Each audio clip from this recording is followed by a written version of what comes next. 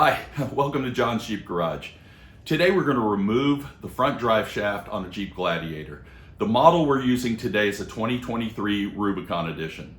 Now we have a busted CV boot, and also the overprotection cover is twisted and wrapped, and we'll show you the details on this.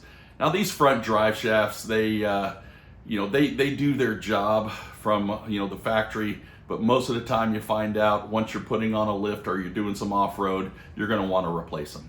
And our choice to replace drive shafts are the Adams drive shaft. And there's two options that you have. The 1310 CV, which truly is one of the strongest on the market, and it's American-made components. Then there's the 1350 CV. The difference is the 1310 is sufficient for light trucks and Jeeps, but the 1350 gives you more sturdy, more robust drive shaft, especially if you're going to choose to go aggressive off-road. So that's our choice today. The installation will be very similar, and we'll take you through step by step. And thank you for watching. Okay, let's quickly go over the tools we suggest you use, and you'll see this in the video. Notice the drive shaft is removed. We're sharing it this way in the video because it's easy to reference.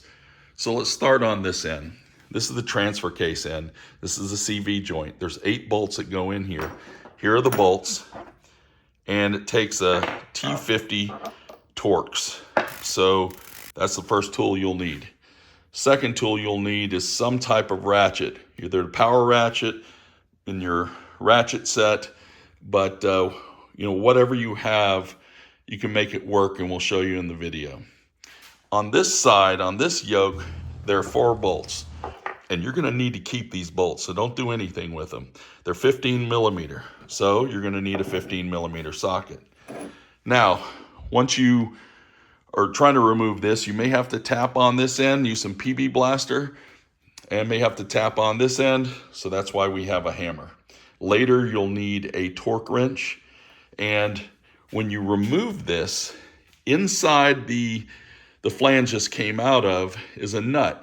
We call it the T-case flange nut. It's 1 1/4 inches. You'll need it to remove the socket and you'll also need it to reinstall. Later with the Adams, you'll need some black RTV, some red thread locker, safety glasses, gloves, work light. But we also recommend various extensions that work for you or what you have, and we also use these universal U-joints. We also need a 5/16 thin wall socket because there's not much room in there. What I prefer is the gear wrench. If you don't have a 5/16, you can use an 8 millimeter. All right, I got my M12 ratchet in there. You can use a regular one. I got some extensions, and I got the T50 Torx. And so I'm going to rotate by hand this drive shaft and slowly take out every one of these 8 bolts. At the end, I just do it by hand, and I'm being careful. Usually this is pretty snug in there, but I also just don't want it to fall out after I take the front bolts out. I did strap it as a caution just in case, and then I'm going to use my 15 millimeter socket to remove the front bolts. This also tends to stick, so I throw some PB blaster on it and then tap it with a hammer. Okay, anytime I say tap with a hammer, I want to also explain myself because we don't want to damage anything. That yoke fits in, though you bolt it on the side against this flat part of the flange. There's a little, about an 1/8 inch inset that you can see it's rusty, that it sits into. So a strike with a hammer on the side isn't going to go anywhere if it's sitting on the inset. All I'm doing tapping with the hammer is to loosen it up to kind of break the hold that rust may have that I can later remove, and you remove it by slightly pulling out and off to the side. Just to illustrate, you can see that this is the yoke, but it has that lip that sits inside that flange. So I'm going to remove this bungee. Remember, I'm working by myself, so it's safer that way. Now when you're working on this end, it will most likely release from the transfer case side, and then you can just pull it all the way through. If not, you'll have to tap the transfer case side with a little hammer. Okay, that's the front flange, and then that's the transfer case flange and nut. All right, so we need to remove this, get ready for the Adams shaft, and this nut here is 1 1/4 inches. So I gotta try to take the right size extension over that bolt, and then I'm gonna work my gun up here. I'll shoot a different angle. Yeah, put it in a 4-wheel drive so the transfer case could not turn.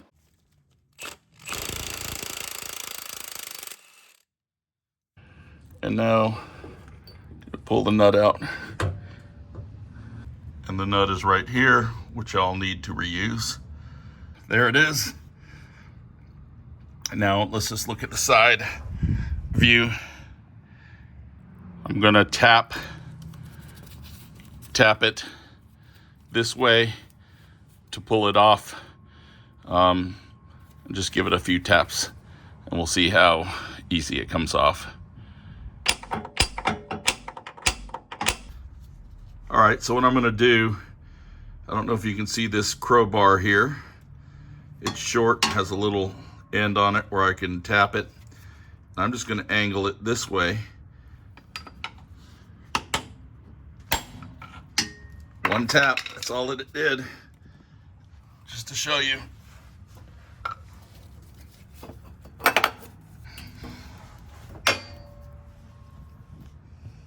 So this is what we'll use to put the yoke that came with the Adams drive shaft on. All right, so the O-ring that would go in here, if you're working on a Jeep Wrangler, would actually fit inside the yoke. There would have spacing for it to just be a snug fit, but this is a Gladiator, so you do not have use of that O-ring. But for me, the reason I say take it out is because I store it in case I need this O-ring sometimes later for another project.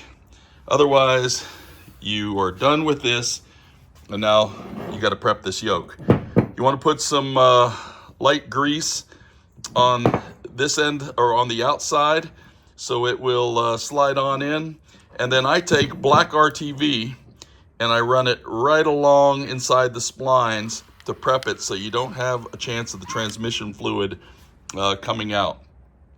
Also, I'm going to put some RTV right around this nut, but I am going to hit it with some brake cleaner just to make sure it's clean. And then I'm going to go ahead and take this out, which are the bolts that you will need for the yoke. And since they have a little bit of oil on them, I'm going to need to put some red thread locker on it. I'm going to clean this up as well.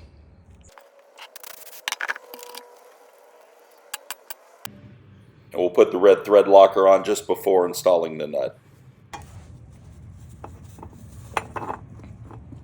So I position my hand around where I can place the yoke in the sleeve, and then I'm going to follow up with the nut. Make sure you did put your RTV and you did put your red thread locker on. So I'm taking the nut, I've locked it, so I'm just trying to see if I can get a better shot for you. And then I'm just hand tightening it. I have that black RTV on it. And then I'll put my gun back up there.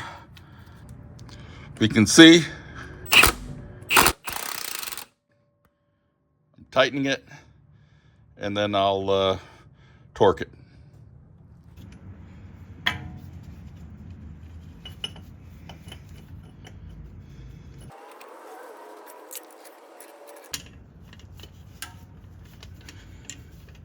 Okay, we're going to install the drive shaft like we took it out, feed it up, and mate the T-case yoke side together. So right now, without any bolts in there, I have just set the end of the drive shaft into the yoke on the transfer case side, and then I got my famous bungee again. It's just holding it because I put the yoke into the flange, into the little recess. Now, this actually moves in and out, so you can, if it's like a little too long, you can After you got the correct measure drive shaft, it's a little too long, you can kind of push it back so it'll fit and then pull it just right now as we get everything set. So to start, I'm going to take this bolt, remember the 4 original bolts, put some red thread locker on there, and I'm just going to loosely put it in one hole just to keep the support as I work on the TK side. Now I'm going to take some red thread locker, put it on these bolts, and start feeding and rotating the transfer case yoke side. Now to rotate it again, I'm going to go put it back into 2-wheel drive high. Rotate it in the best position so that you can start threading it through.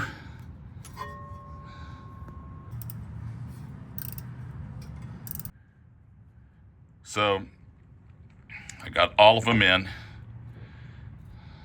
I'm gonna have to go back and put it into 4-wheel drive because when I try to torque them, and by the way, my torque wrench doesn't fit in there, but if I get it down to that snug fit and then I do about a little less than a quarter turn, I'm probably pushing 20 foot-pounds, and you want to torque this at about 18 foot-pounds. It's as close as I can get with what I have. As I said, my torque wrench just doesn't fit in this.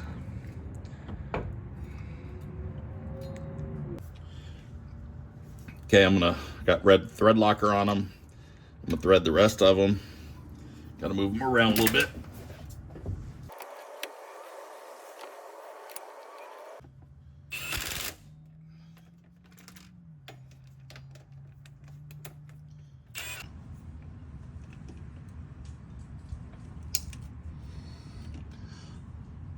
So I torqued all of these. Right now I can spin it because I have it in 2-wheel drive high to 80 foot-pounds.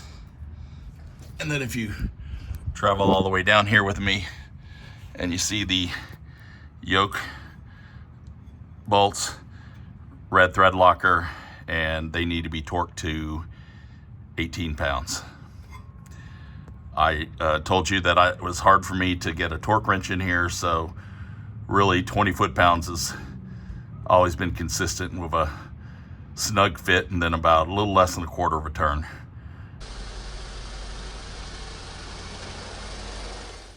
All right, well that's a wrap. And if this video helped you, please like and consider subscribing to our channel. Thank you for watching.